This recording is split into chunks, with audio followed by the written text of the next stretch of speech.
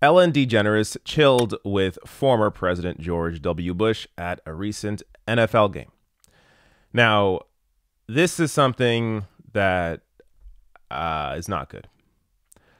Ellen DeGeneres is in a position of power in the culture that she's able to influence other people.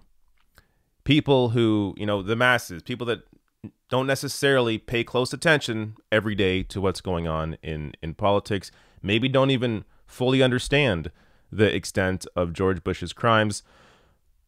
But here she is, normalizing the former president. Now, what this does is it makes it okay to forgive and forget a president that had an incredibly negative impact on the world.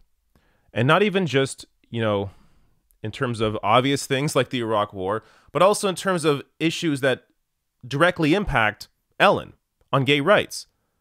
So before I even get into that, let me just, I want to share this tweet that I guess makes it a little more, it'll help you understand a little better exactly why Ellen is hanging out with George Bush. So Ryan Boyd tweeted this out. This is what class solidarity looks like. Exactly. These are two powerful, wealthy individuals, and for them, that's where their connection is. That's what matters most. You notice this with a lot of people that have power and wealth, regardless of maybe their differences on other issues, because they can relate to each other on the issues of, hey, I'm incredibly powerful, wealthy, and famous. Well, that trumps everything else. So let me just give you, a little, in case you don't know, because maybe you don't know, a little, education here on Bush's history on gay marriage. So back in 2004, when he was president, of course, Bush calls for a ban on same-sex marriages. And from 2013, George W. Bush silent on same-sex marriage after dad helps legalize one. So even as late as 2013, George Bush was still silent on same-sex marriage. Now, this has long-lasting effects even today. Bush's legacy is still wreaking havoc on America, including on LGBTQ equality. This week, the Supreme Court will hear several cases meant to decide if there are legal protections at the federal level for LGBTQ workers. And Bush's two appointees to the High Court, Samuel Alito and John Roberts, could be the deciding votes against equality.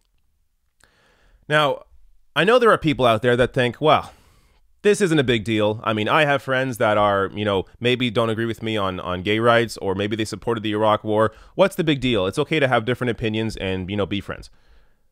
The big deal here is that George Bush isn't just a man with an opinion. He was the president. His actions had a direct impact on millions and millions of people's lives.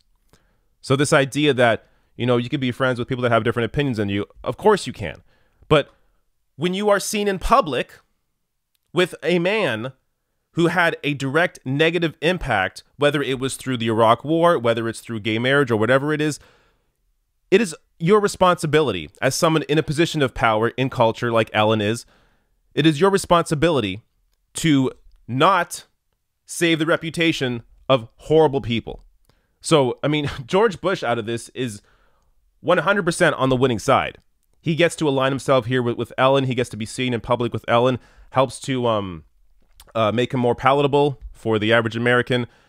Meanwhile, Ellen, for people that are more conscious of this kind of thing, Ellen is normalizing somebody that is terrible, giving, opening the door for other future presidents or people in power to do horrible things while in their job, but then get saved afterwards, have their reputation saved afterwards by people like Ellen, who just completely ignore that entire history.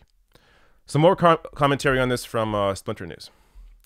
Don't you just love it when America's most beloved current talk show host participates in the continued whitewashing of the legacy of one of the worst and most despicable presidents of all time? What's that you say about Iraq and Guantanamo and Katrina and waterboarding and, oh yes, very relevant for Ellen, the anti-gay bigotry? I guess Ellen can't hear you.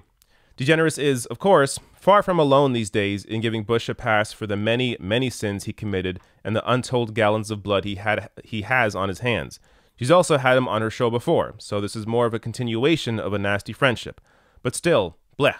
Just because Donald Trump is bad does not mean George W. Bush is good. He is a terrible human being. So this is the other part of it.